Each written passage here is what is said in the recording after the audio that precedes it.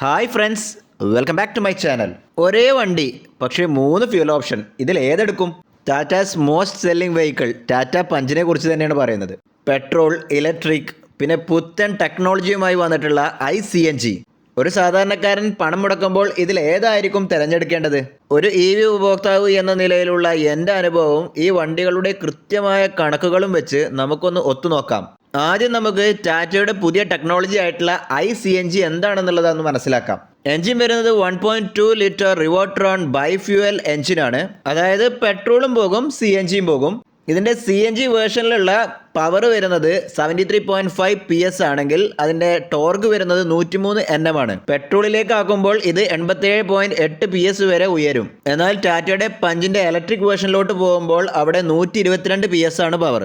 ഇത് നിർമ്മിച്ചിട്ടുള്ളത് ടാറ്റയുടെ ഒരു പ്രശസ്ത പ്ലാറ്റ്ഫോം ആയിട്ടുള്ള ആൽഫ ആർക്കിടെക്ചറിലാണ്. അതായത് agile, light, flexible, advanced architecture എന്നാണ് അവർ വിളിക്കുന്നത്. അതായത് CNG സിലിണ്ടർ ഇരിക്കുന്ന ഭാഗമൊക്കെ പ്രത്യേക റീഇൻഫോഴ്സ്മെന്റ് ചെയ്തിട്ടാണ് നിർമ്മിച്ചിട്ടുള്ളത്. സാധാരണ CNG വെഹിക്കിൾസിലൊക്കെ ഒരു 4 മൗണ്ടഡ് പോയിന്റിങ്ങിലാണ് സിലിണ്ടർ സ്ഥാപിച്ചിട്ടുണ്ടാവുക. എന്നാൽ ഇവിടെ 6 പോയിന്റ് മൗണ്ടിങ്ങിലാണ് ഈ എഞ്ചിൻ സ്ഥാപിച്ചിട്ടുള്ളത്. അതുകൊണ്ട് തന്നെ വൈബ്രേഷൻ വലിയ തോതിൽ കുറയാനും ഇനി വണ്ടി ആക്സിഡൻ്റ് ഒക്കെ എന്തെങ്കിലും സംഭവിക്കുകയാണെന്നുണ്ടെങ്കിൽ ഈ സിലിണ്ടർ അവിടുന്ന് ഇളകി പോകാനുള്ള സാധ്യത വളരെ കുറവായിരിക്കും. സാധാരണ CNG വെഹിക്കിൾ എന്ന് പറയുന്ന സമയത്ത് ഒരു പൊട്ടിത്തെറിയുടെ പേടിയൊക്കെ ഉണ്ടാവും. എന്നാൽ ഇവിടെ അതിൻ്റെ പ്രശ്നം ആലോചിക്കേണ്ട ആവശ്യമില്ല. കാരണം അത്രയും സേഫ്റ്റി നോക്കിയിട്ടാണ് ടാറ്റ ഈ വണ്ടി ഇറക്കിയിട്ടുള്ളത്. മൈക്രോ സ്വിച്ച് എന്ന് പറഞ്ഞിട്ടുള്ള ഒരു പ്രൊസീജിയർ, അതായത് ഫ്യൂവൽ ലീഡ് വണ്ടിയുടെ തുറന്നിരുന്നാൽ പോലും വണ്ടി സ്റ്റാർട്ടാവില്ല. അടുത്ത safety feature thermal incident protection ആണ്. എൻജിൻ ഭാഗത്ത് അമിതമായ ചൂടോ ലീക്കോ കണ്ടാൽ ഉടനടി ഗ്യാസ് സപ്ലൈ കട്ട് ചെയ്ത് പെട്രോളിലേക്ക് മാറും. ഇനി അപകടകരമായ രീതിയിൽ ഗ്യാസ് പുറന്തള്ളേണ്ടി വന്നാൽ സിലിണ്ടറിലെ ഫ്യൂസിബിൾ പ്ലഗ് ഉരുകി ഗ്യാസ് അന്തരീക്ഷത്തിലേക്ക് സുരക്ഷിതമായി വിട്ടുകളയും. സിലിണ്ടർ പൊട്ടിത്തെറിക്കുന്നത് ഒഴിവാക്കാനുള്ള മികച്ച സുരക്ഷയാണിത്.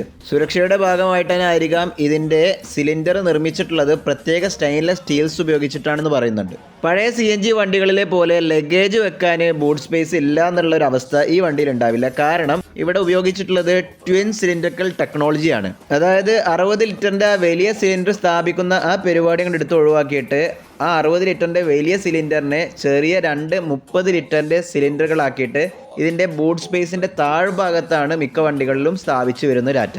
അതായത് ഇതിൻ്റെ പെട്രോൾ വേരിയൻറ്റിനും ഇലക്ട്രിക് വേരിയൻറ്റിനും 366 ലിറ്റർ ബൂട്ട് സ്പേസ് കിട്ടുന്ന ഭാഗത്ത് ഇതിന് CNG ടാങ്ക്സ് ഇതിൻ്റെ താഴെ വെച്ചിട്ട് പോലും ഇതിന് 210 ലിറ്റർ ബൂട്ട് സ്പേസ് കിട്ടുന്നു എന്ന് പറയുന്നത് വലിയ കാര്യം തന്നെ അല്ലേ. ഇനി നമുക്ക് നോക്കേണ്ടത് ഈ വണ്ടിയുടെ കോസ്റ്റ് കമ്പാരിസൺ ആണ്. അതായത് ഇതിൻ്റെ ഫുൾ ഓപ്ഷൻ വേരിയൻറ്റും അതുപോലെ തന്നെ പെട്രോൾ ഫുൾ ഓപ്ഷൻ വേരിയൻറ്റും എടുക്കുന്ന സമയത്തും ഇതിൻ്റെ ഇലക്ട്രിക് വേരിയൻ്റ് ഉണ്ടല്ലോ, അതിൻ്റെ ഫുൾ ഓപ്ഷൻ വേരിയൻ്റ് എടുക്കുന്ന സമയത്ത് എങ്ങനെയാണ് പ്രൈസ് ഡിഫറൻസ് വരുന്നത്, എവിടെയാണ് നമുക്ക് ഇതിൻ്റെ ലാഭം കാണുന്നത് എന്നുള്ളതൊക്കെ നമുക്ക് ചെക്ക് ചെയ്ത് നോക്കാം. നമ്മളിവിടെ കമ്പാരിസൺ ചെയ്യാൻ വെച്ചിട്ടുള്ളത് ഓട്ടോമാറ്റിക് വേർഷൻസ് വെച്ചിട്ടാണ്. കാരണം ഇലക്ട്രിക് വണ്ടി എന്ന് പറഞ്ഞു കഴിഞ്ഞാൽ ഓട്ടോമാറ്റിക് ആണല്ലോ. അപ്പോൾ അതേ കംഫർട്ട് ബാക്കിയുള്ള വണ്ടികളിൽ കിട്ടുന്ന അതേ വേരിയൻറ്റുകളും ഫുൾ ഓപ്ഷൻ വണ്ടികളുടെ പ്രൈസും കാര്യങ്ങളും വെച്ചിട്ടാണ് നമ്മൾ കമ്പയർ ചെയ്ത് നോക്കുന്നത്. പഞ്ച് LR 26 പുതിയ മോഡൽ വരുന്നത് 14,50,000 ഉള്ളിലൊക്കെയാണ് ഓൺ റോഡ് പ്രൈസ് വരുന്നത്. പഞ്ചിൻ്റെ ICNG AMT വേർഷന് ഓൺ റോഡ് പ്രൈസ് വരുന്നത് ഏകദേശം 12.5 ലക്ഷം രൂപയുടെ ഉള്ളിലാണ്. അതായത് ഇലക്ട്രിക്കും CNGയും തമ്മിൽ നമുക്ക് ഏകദേശം 2 ലക്ഷം രൂപയുടെ ഡിഫറൻസ് എന്നുള്ളത് കണക്കാക്കാം. ഗുണങ്ങളും ദോഷങ്ങളും നമുക്ക് പിന്നീട് ഡിസ്കസ് ചെയ്യാം. എന്നാൽ പഞ്ചിൻ്റെ പെട്രോൾ AMT വേർഷനിലോട്ട് പോകുകയാണെന്നുണ്ടെങ്കിൽ വീണ്ടും 1 ലക്ഷം രൂപ നമുക്ക് കുറഞ്ഞു കിട്ടും എന്നുള്ളത് മനസ്സിലാക്കുക. അതായത് ക്ലിയർ കട്ടായിട്ട് പറയുകയാണെന്നുണ്ടെങ്കിൽ ഇലക്ട്രിക്കും പെട്രോളും തമ്മിൽ 3 ലക്ഷം രൂപയുടെ ഡിഫറൻസും ഇലക്ട്രിക്കും CNGയും തമ്മിൽ 2 ലക്ഷം രൂപയുടെ ഡിഫറൻസും ആണ് വരുന്നത്. ഈ ഡീസൽ AMT വേർഷൻ ഇതേ പ്രൈസ് റേഞ്ചിൽ നിങ്ങൾ നോക്കുകയാണെന്നുണ്ടെങ്കിൽ കിട്ടാനില്ല എന്നുള്ള യാഥാർത്ഥ്യം മനസ്സിലാക്കുക. അതായത് ഡീസൽ AMT വേർഷന് നിങ്ങൾക്ക് വരുന്നത് ടാറ്റയുടെ തന്നെ നെക്സോണിൽ വരുന്നുണ്ട്. അത് 17 ലക്ഷം രൂപയുടെ മുകളിൽ നിങ്ങൾ പ്രൈസ് കൊടുക്കേണ്ടി വരും. അതുപോലെ തന്നെ മഹീന്ദ്രയുടെ 3XO എന്ന് പറയുന്ന ഒരു വണ്ടി വരുന്നുണ്ട്, അതൊക്കെ അതിൻ്റെ പ്രൈസ് റേഞ്ച് വരുന്നത്. പിന്നെ കിയ സോനറ്റ് വരുന്നുണ്ട്. അതെല്ലാം നിങ്ങൾ മാനുവലാണ് നോക്കുന്നതെന്നുണ്ടെങ്കിൽ ഈ പ്രൈസ് റേഞ്ചിലൊക്കെ വണ്ടികൾ നിങ്ങൾക്ക് കിട്ടുന്നുണ്ടാവും ഡീസൽ. ഇനി പഞ്ചിൻ്റെ ഇലക്ട്രിക് വേർഷൻ നിങ്ങൾ എടുക്കുകയാണെന്നുണ്ടെങ്കിൽ നിങ്ങൾക്ക് കിട്ടാൻ പോകുന്ന ഗുണങ്ങൾ പറയാം. അതായത് സാധാ പഞ്ചിൻ്റെ CNGയിൽ നിന്നും പെട്രോളിൽ നിന്നും നിങ്ങൾക്ക് പവർ കൂടും. ഇവിടെ 122 PS ആണ് കിട്ടാൻ പോകുന്നത്. ഇനി ഇ വിയുടെ കിലോമീറ്റർ ചാർജ് എന്ന് പറയാം. അതായത് ഇ വി ഉപയോഗിക്കുന്ന ആൾക്കാരാണെന്നുണ്ടെങ്കിൽ വീട്ടിൽ നിന്ന് നിങ്ങൾ ചാർജ് ചെയ്യുകയാണെന്നുണ്ടെങ്കിൽ ഏകദേശം ₹1 എന്നുള്ള നിരക്കിലൊക്കെയാണ് നിങ്ങൾക്ക് വന്നുകൊണ്ടിരിക്കുന്നത്. നിങ്ങളിനി പുറത്ത് പോയിട്ട് ഫാസ്റ്റ് ചാർജ് ചെയ്തിട്ട് ഉപയോഗിക്കുന്ന ആൾക്കാരാണെന്നുണ്ടെങ്കിൽ കിലോമീറ്ററിന് ഏകദേശം 3 മുതൽ 4 രൂപയുടെ ഉള്ളിലൊക്കെ ഇപ്പോൾ തന്നെ ഫാസ്റ്റ് ചാർജിങ് ആയിട്ടുണ്ട്. ഇനി നിങ്ങളുടെ വീട്ടിൽ സോളാർ ഉള്ള ഒരാളാണെന്നുണ്ടെങ്കിൽ നിങ്ങൾ ഇലക്ട്രിക് വണ്ടി എടുക്കുകയാണെന്നുണ്ടെങ്കിൽ ഒരുപാട് ഗുണമാണ്. കാരണം നിങ്ങൾക്ക് സീറോ കോസ്റ്റിൽ വണ്ടി ഓടിച്ച് നടക്കാം എന്നുള്ള ഒരു ഗുണമുണ്ട്. പക്ഷേ അവിടെ നമ്മൾ മറ്റൊരു കാര്യം ആലോചിക്കണം. ടൗൺ ടു ടൗൺ ഉപയോഗങ്ങളിൽ മാത്രമല്ലല്ലോ വീട്ടിൽ നിന്ന് ചാർജ് ചെയ്തിട്ട് അങ്ങനെ പോയി വരുന്നത്. നമ്മുടെ കൂടുതൽ യാത്രകൾ എന്തായാലും വീടിൻ്റെ അടുത്തുള്ള യാത്രകളായിരിക്കും എന്നുള്ളതാണ് ഞാൻ വിചാരിക്കുന്നത്. എൻ്റെ കേസിലൊക്കെ അങ്ങനെയാണ്. അങ്ങനത്തെ കേസിലാണെങ്കിൽ ഇലക്ട്രിക് വണ്ടി എടുക്കുന്നത് കൊണ്ട് കുഴപ്പമില്ല. നമുക്ക് സീറോ കോസ്റ്റിൽ വീട്ടിൽ സോളാർ ഉണ്ടെങ്കിൽ ഓടി നമുക്ക് നന്നായിട്ട് മുതലാവും. ഇനി ഇവിടെ ഒരു ഹിഡൻ കോസ്റ്റ് വരുന്നുണ്ട്, ബാറ്ററി റീപ്ലേസ്മെൻറ്റ് എന്നുള്ളത്. അത് ഇപ്പോൾ നിലവിലുള്ള വണ്ടികൾക്കൊക്കെ ഒന്നുകൂടി ഗുണമാണ്. കാരണം 15 വർഷമൊക്കെ കൊടുക്കുന്നത്. അതല്ല നമ്മളെ പോലെയൊക്കെ ആണെങ്കിൽ ഒരു 8 വർഷമോ അല്ലെങ്കിൽ 1,60,000 കിലോമീറ്റർ കഴിഞ്ഞ് കഴിഞ്ഞാൽ ബാറ്ററി റീപ്ലേസ്മെൻറ്റ് കോസ്റ്റ് എന്ന് പറഞ്ഞിട്ടുള്ള ഒരു വലിയ കോസ്റ്റ് നിൽക്കുന്നുണ്ട്. അതിപ്പോൾ ഏകദേശം കണക്ക് പറയുകയാണെന്നുണ്ടെങ്കിൽ 5 ലക്ഷം രൂപ എന്നൊക്കെയാണ് നമ്മുടെ വണ്ടിയുടെ അടുത്തൊക്കെ പറയുന്നത്. അങ്ങനെ അത് കിലോമീറ്ററിലോട്ട് കൺവേർട്ട് ചെയ്ത് വരുന്ന സമയത്ത് ഏകദേശം 3-3.5 രൂപ ബാറ്ററി റീപ്ലേസ്മെൻറ്റ് കോസ്റ്റിന് വരുന്നുണ്ട്.